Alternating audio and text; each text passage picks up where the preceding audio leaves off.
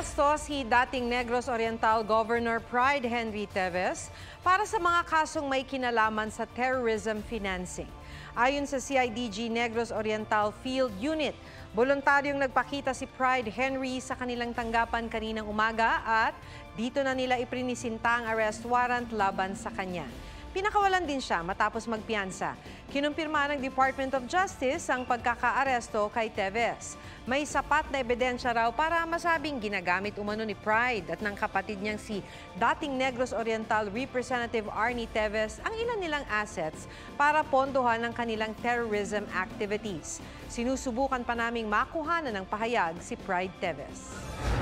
Dating Negros Oriental Governor Pride Henry Teves, itinangging sangkot siya sa anumang terrorist acts. Hindi rin daw siya nagtatago sa batas.